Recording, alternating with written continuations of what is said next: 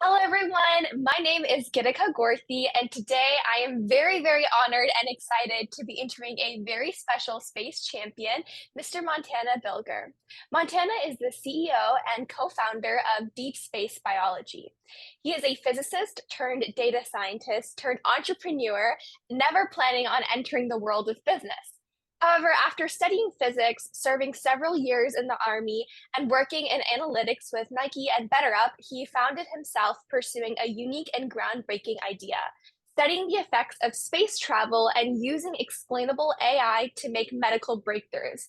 The moment I read about deep space biology and especially your story entering into the aerospace sector, I was immediately intrigued with what led you to pursuing deep space biology and learned about how you navigated entrepreneurship in the aerospace sector. So I am very excited to hear about Mr. Montana's journey today. So welcome. Thank you so much for taking your time to inspire the next generation of aerospace leaders. Hey, thanks for having me. Really appreciate it. Yeah, to kick off our conversation, I wanted to start asking you about the aha moment that you had. Clearly, in your story, you never imagined going into space biology or the AI biology. You studied physics, you went to the Army, kind of a different path than what one would assume to pursue if they were going into space biology. So I'm curious to learn, what was the aha moment that inspired you to start deep space biology? Yeah, it's a pretty funny story actually. Yeah, as mentioned, I did some time in the Army, studied physics with a kind of an astrophysics focus early on. So I've always been like a space nerd at heart. So there's always been a soft spot there. When I got out of the Army, I did a master's in data science at Georgia Tech, and I met who are now our two co-founders, Michael Borchter, who's a molecular biologist, and he's like world renowned for like aging and longevity, and then Guillermo Delgado, who's founded a really successful health analytics company. So he's kind of very different backgrounds, but we found ourselves, it was really funny. We had this like group project for a class. That was a pretty hard class. And Guillermo was just like pumped about space. And there's a couple NASA publications that were like talking about how we can use, not even that this existed yet, but it's like, hey, it'd be cool if someone could make a system or platform to predict the effects of space and microgravity on biological systems because it's very complex. It's very stressful for the body. So based on that paper, we were like, hey, let's build something. Obviously, with a semester, so we weren't gonna build it's like Yeah. platform, but they're all the human. I'm sorry, not the non-human um, biological data from like 20 years of ISS experimentation is on this website called NASA Gene Lab. That's a big organization, part of NASA that does life science research. So we were like, hey, let's analyze this data, put it on our platform, and see what we find. So it started off as a group project, turned into like, oh, this is a pretty cool little software we've built. And some algorithms to develop. So really funny story. We took this very, very early version of what our platform now is called Yoda. Um, and we were like, let's talk to someone at NASA. This would be so cool to like show them, hey, we read a paper, we built a thing. What do you guys think? So we reached out to a bunch of scientists, part of NASA Gene Lab. And this was like late 2020. So during COVID and everything had just kind of turned to virtual, people still getting their virtual stuff set up. And we got this out of office email from one of the people that we emailed from NASA Gene Lab. And in the email, there was this Zoom link for a quarterly AI for Life in Space committee that they have. So we we joined this meeting like totally uninvited, and we like pitched Yoda, but we had it was called Mouse at the time, but we pitched our platform, and they were like, "This is so cool, let's work together." And like so this kind of started that relationship with NASA Gene Lab, and at first we were just meeting with them on like a biweekly basis, trying to understand the data sets, meet with other principal investigators, and just because we had an interesting background of like I was physics, Guillermo was chemistry, Mike was molecular biology. We were able to kind of approach the space problem on biological systems from like unique directions. But what turned that into, wow, we had this platform that actually is pretty cool. We applied to some like startup accelerators. Georgia Tech had one through the program we had. We got accepted, and then from there we did another one and got accepted and won that competition called the Karen Space Challenge and got some investment. So, but really, it was like a school project that was really cool, and then turned into, wow, we can actually use the algorithms we developed and the space biology research to really move the scientific needle forward. One of the really cool things about like space biology in general, it's like a good and bad thing. It's very stressful on the body, just microgravity and the radiation you're exposed to, and a lot of diseases that normally would take a long time to develop in space, I'm sorry, on Earth, happen much faster in space just because it's stressful. So this gives you, we kind of stumbled upon this happening just by studying the data. Um, but this gives you an opportunity to look at these diseases in a new light, like in an accelerated way, which can give you new insights to these really complex, really challenging diseases that not just affect astronauts in space, but also affect many people on Earth. We've actually done some really cool work with the Mayo Clinic. Through that NASA Gene Lab connection, we got connected to a researcher at the Mayo Clinic looking at a condition called non-alcoholic fatty liver disease, which about 1 in 4 people have. And it's a precursor to a lot of different metabolic dysfunction. And this happens like normally a few months in the lab on like a rodent, happens in 2 weeks in space with like no dietary changes. So it's like, whoa, that's Yeah. interesting. But it allows you to really study that disease like in a new light. And we actually found some novel disease targets that could be potentially targeted with drugs that we're actually validating now with some funded research through the Mayo Clinic. So super exciting work. And this is just like the surface of what's possible when you really unlock this vast amount of data that's available. And then the new experiments that are going to be happening with this upcoming commercial space station boom that we're going to see in the next few years. Yeah, I mean, you're completely speaking my language. Like, this is exactly what I preach. I actually got involved with space biology and kind of realized it was something realistic that I could pursue through a NASA Gene Lab internship in high school. So Oh, I was a great. part of the Gene Lab for High School program, and we analyzed one specific data set on the cardiovascular system of Drosophila, like fruit flies.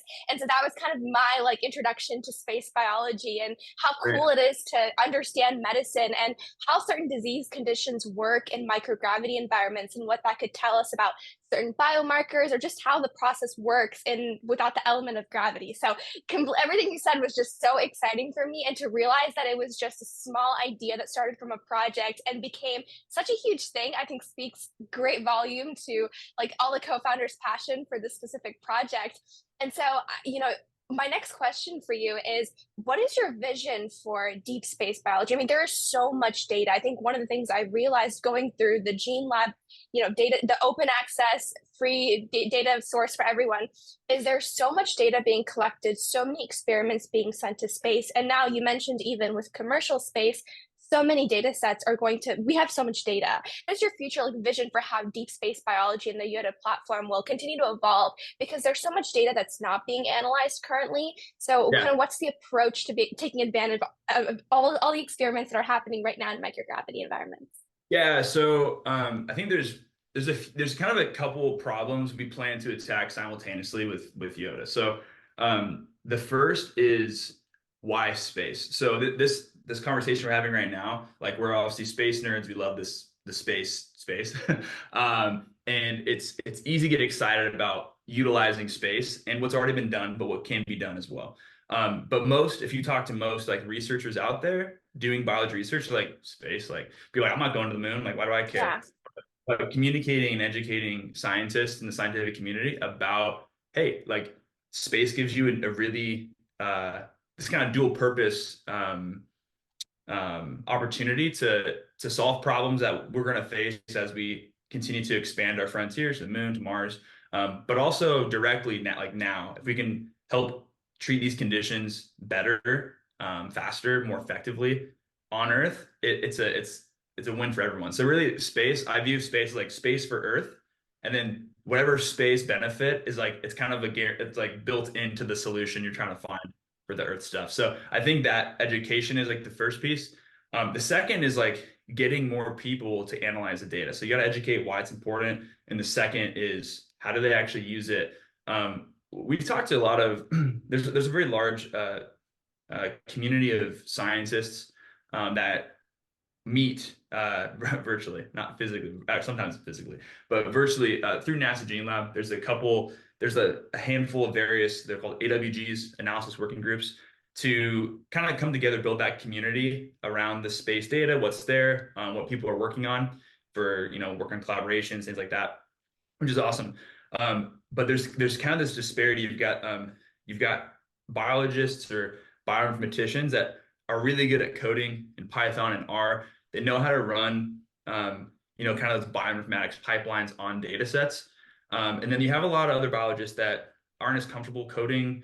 Maybe it's new to them. Maybe they do a little bit, but getting like the data is there. You can download it, but it's like getting the most out of it through more cutting edge machine learning AI methodologies is intimidating, and most of them don't have the time to like learn that on top of the biology aspect. So what Yoda is envisioning to do is one, give access to that data. The data is already there on Gene Lab, but what we've done the last like 2, 3 years, 3 years, is transform the data infrastructure so that it's compatible and like machine learning AI ready. There's different like data structures and different ways you can structure data sets and the metadata around it to make it computationally efficient and easier to compare experiments amongst each other. So we've been working on that to make a platform that does all easy access to the data so they can apply machine learning pipelines to it. But also what Yoda is essentially a platform that allows scientists to analyze space biology data that's at NASA Gene Lab and do all of that advanced machine learning, those AI methodologies without any coding. So like we've done the coding on the back end to like make it easy. So you just plug and play, and it's really easy. And then additionally to where we intend to make that like free to the scientific community, the space biology data sets, because we believe in the power of open science. We believe in the power of that community around the data, because we really care about the meeting those, not just those NASA goals of expanding our frontiers, but really addressing real needs in healthcare now. And people using that data is really impactful. We also will have a commercial version of Yoda that's not just space biology, but it's like you can also upload your own data sets. So if you can start comparing the space biology data sets to Earth experiments, you can actually get a lot more insights by comparing lots of experiments together. So for us, that's the short-term vision is to we're launching that in like March, which we're super excited about to make that available to the public. And then also long-term vision, this space economy, you've got these space companies, Axiom, Voyager, Sierra, Vast, all these companies that are building space stations where experimentation is going to be done.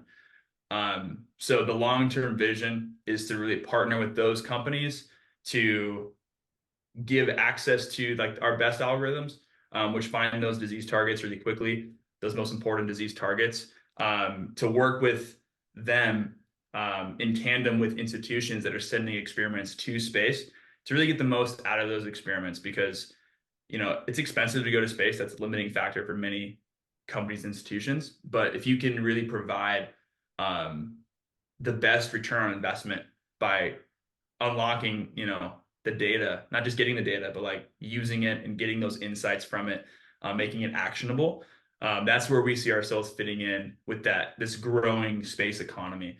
And we've got a really interesting grant. I can't speak too much about it right now, but we're in that final stage of approval, so we're not quite there, but we're like almost there.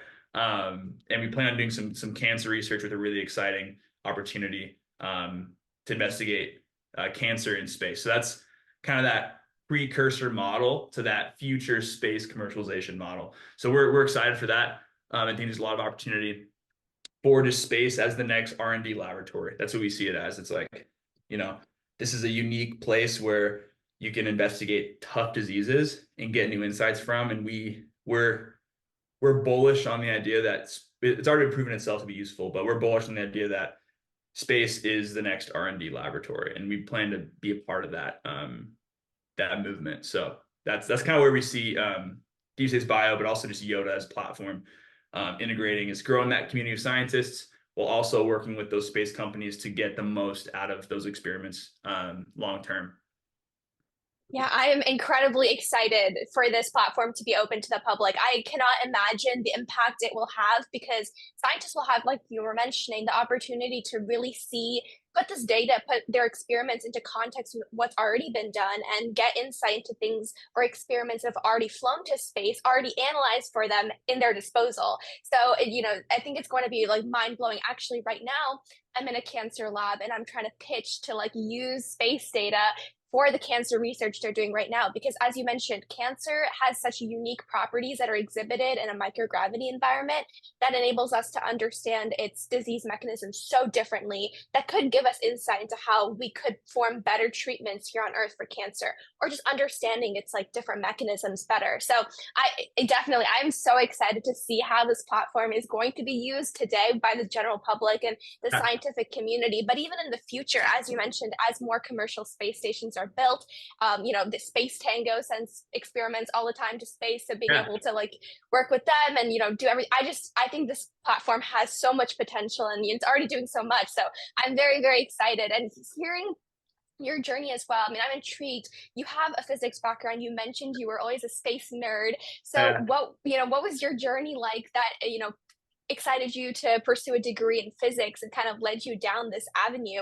I'm curious to also learn about your background as a physics major. What kind of led you to go that down that path? Yeah. So I went to West Point from undergrad. And if you're not familiar with like service academies, you after you it's great if you get in. It's paid for, it's great, but you owe some service time after, serve the country, which is awesome. And when I was getting into what I wanted to study, West Point has incredible engineering degrees, like top of the country. So I was like, man, engineering is such an awesome. They have so many civil, mechanical, like electrical, all the great programs, and I couldn't figure out what I wanted to do. In high school, I took a couple AP physics classes and really liked it. Had an amazing teacher that really kind of inspired me to like physics a lot, and because I'm a huge math nerd too, love calculus, all that stuff. So for me, why I chose physics was it was a kind of a future proof decision of like, hey, regardless of what I go into for a master's, this is helping me understand how all those work together. But also to ultimately, when it comes down to it, physics helps you understand how things work, how the world works around us, both physically, also like electromagnetism, just lots of things that we take for granted. And physics helped me really think differently on how the world operates around us, but also um, just like general problem solving. Like physics generally, when you solve these like physics problems, like all right, you've got all these forces, you draw these free body diagrams, you start breaking them down into pieces, and that like systematic problem solving has actually helped me in every facet of my life. Like that approach to breaking things down in small pieces and attacking them one step at a time, like it's really helped me a lot, generally speaking. But I took some astrophysics classes when I was there too. There's this army, there's a lot of army jargon I'm not going to throw out. There's this it's called an army skill identifier. I got this thing called space enabler. It basically means I know a little about space. Now, it's not that big a deal, but took astrophysics, and then also my senior thesis was um, looking at like aging star clusters with these things called Hertzsprung-Russell diagrams. So we had a really cool observatory able to do that. I was part of astronomy club. So I've always been kind of like, yeah, I was nerdy on space in college, but never thought I'd actually use it. But then when I met Guillermo and Mike at Georgia Tech, it was like, it's actually kind of funny. Me and Guillermo were part of this group for a different project. and then they kicked me and Guillermo out of the group because they found two people that are like better than us. And I was like, what does it even mean? Uh, so we were like, screw those guys. We're going to start our own project. And hey, now we've got a company from that. So I'm like, whatever, we had the last laugh. So, but in terms of like space, from data science to space, I think that if I'm remembering your question correctly, um, I pursued data science because I fell in love with Python coding in my undergrad. I did a lot of that for physics, for lab experimentation, and thought it was really cool, and I loved it. It was like solving a puzzle every time I, debugged my code. Like, yes. And and when I pursued data science, it seemed like a pretty natural transition when I was looking at career fields. I liked Python. I taught myself more just in preparation for that, did some boot camps, and then similar thing to physics, like data science and analytics help you understand how things work, but just in a like data way. Like businesses need data to make decisions that are informed. Data is everywhere. I mean, how you use information and how you analyze it is, if companies aren't using it right now, they're going out of business. So they're behind the curve. So for me, it was like a really good degree to pursue, and then this opportunity popped up at Georgia Tech, just like where my passion for space, data science, and physics all came together, and I was like, man, this is really fun. So we pursued it. We've raised a little bit of money to help make that dream a reality, and we've been grinding really hard to do good quality research, but also make something that's really awesome for people to use. Another shout out to a team member she wasn't there at Georgia Tech, but she joined our team pretty soon after. Kim Washington, she's our executive vice president. She's been really pivotal for us to making this dream a reality, because her and I are just networking like crazy and trying to build that community of scientists, build that community in the space industry, so we can help get Yoda into more hands, help Yoda make a tangible impact for scientific discovery. So we've got a really solid team, and I'm super honored to lead it and be in work every day with awesome people. So Yeah. yeah.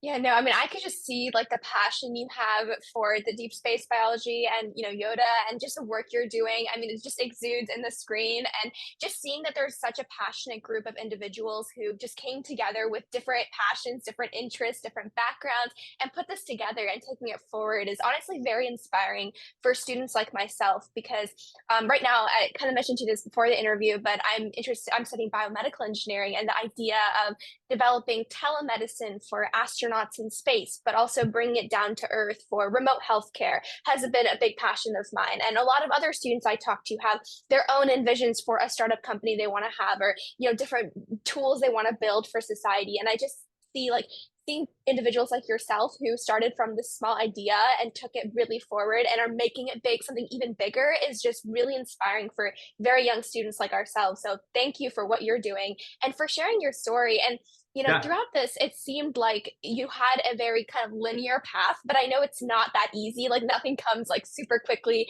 at the uh, snap of a finger. So, did you have any obstacles in this journey? And if so, how were you able to overcome them? Because a lot of times we see the success part of it, but not all the work that went behind it. So, I'm curious to sure. hear about that part. Yeah. So, I mean, we're a startup, right? We're a really small company. And I think people sometimes when they view like startups, it's exciting because they're usually doing really cool work and it's innovative, and but it's a grind. You know, I left a really good job at BetterUp doing analytics and data science.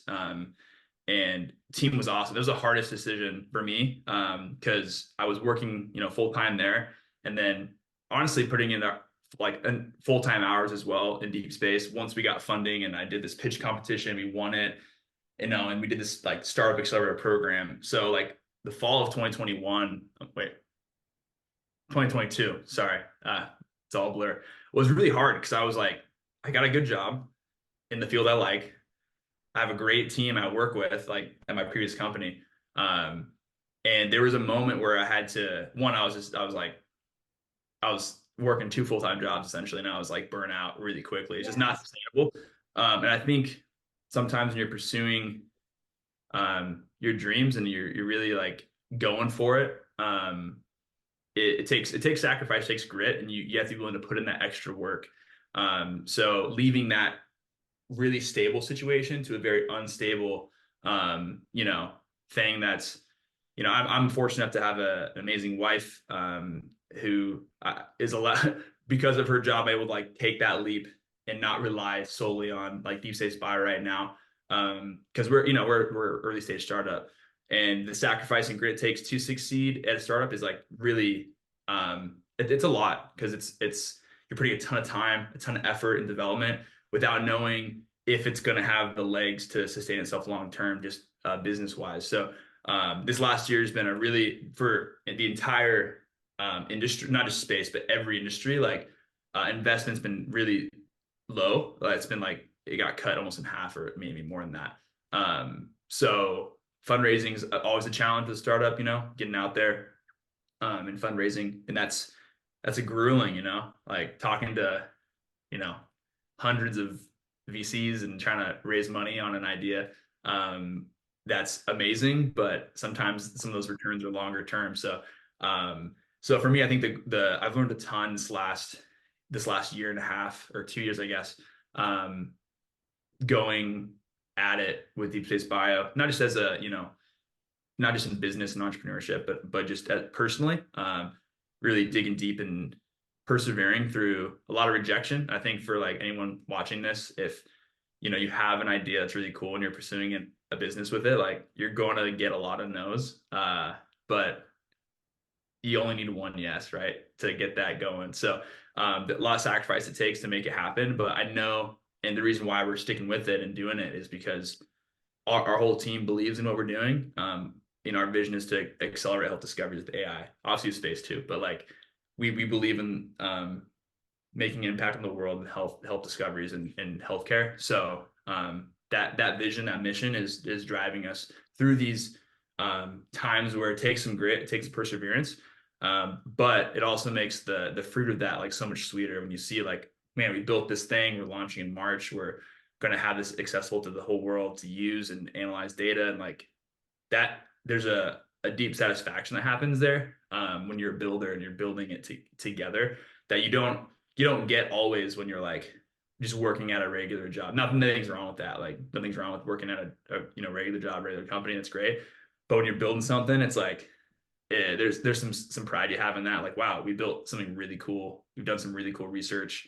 We're actually making a tangible impact on the world with the discoveries that we're helping accelerate with Yoda. So for me, like that drive is there. I think a lot of people get into like startups and entrepreneurship is like, oh, I want to make all this money and I want to have a unicorn company, and like that's great and all, but like if that's your motivation, like you shouldn't do it because it's very um thankless oftentimes, and that vision, that mission has to be what's driving you forward.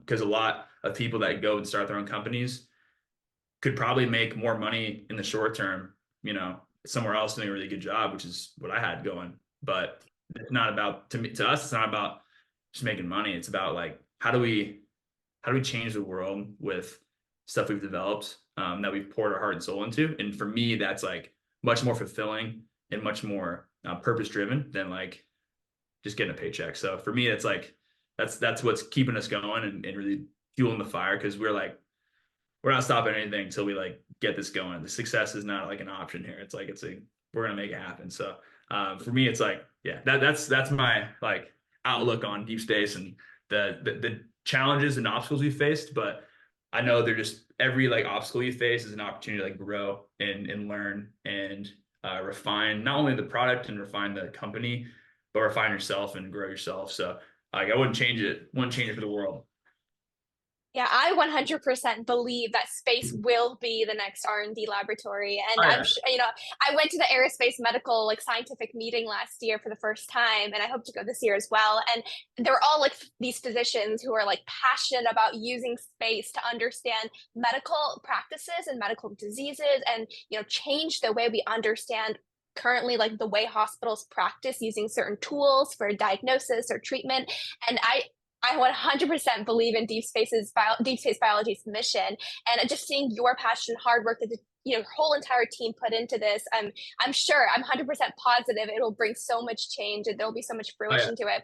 One specific thing you said that stood out to me was you're going to get so many rejections and so many no's, but sometimes all it takes is like one yes to make your idea a reality. And throughout your journey, I'm sure you've had like those yes moments that have propelled deep space biology forward. And so I am so excited to see the launch in March and to see this, continue to grow with commercial space growing. So again, thank you so much for doing this interview in your busy schedule with, Oh, yeah. with this launch coming up.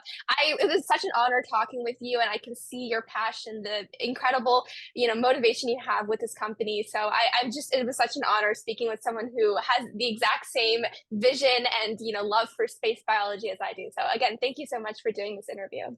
Yeah, of course. And I got some connections too in the like biomedical and space biomedical stuff. So happy to make some intros as well to folks that I've met at conferences, stuff like that, because it's a growing field, and it's good at you're pretty young and you're getting there, and like building those networks now is like can set you apart down the road and get you involved in those really cool projects that are happening right now. So happy to introduce some people that I think might be a good fit. If you're down. I would love that. Thank you so much. And if anybody would like to reach out to you, where would be like a good place for them to connect with you and as well as the work that deep space biology is doing? Yeah, so LinkedIn. I respond on LinkedIn to people. I think networking is a huge tool that people underutilize often. I mean, this conversation happened through LinkedIn. Yeah. So LinkedIn's a great place to find me, Montana Bilger, and I think I'm the only one on there, so it's really easy. And then our website too has a contact us page, but honestly, LinkedIn's probably the easiest, just because yeah, it's just easy. So I don't get like a billion from random people, but LinkedIn, yeah, I can filter through a little better. So yeah, find me on LinkedIn, and additionally too, we have other members of our team. Guillermo Delgado is our COO. Kim Washington, she's our EVP. We're all responsive on LinkedIn. So reach out to any of us if you want to collaborate. Interested in being part of. We actually have a beta community too for Yoda right now. So if you want to get some early testing of what we've got going, and we'd love your feedback. Anyone that wants to try it out and give us feedback on the platform itself, like we'd really grateful for any feedback we can get. So if you want to get involved, reach out to me on LinkedIn, and we can get you involved in that beta community, and yeah, it'd be awesome. Awesome. Awesome. Thank you so much again. And, I'm looking forward to seeing the launch in March. Yeah, thanks. Appreciate it.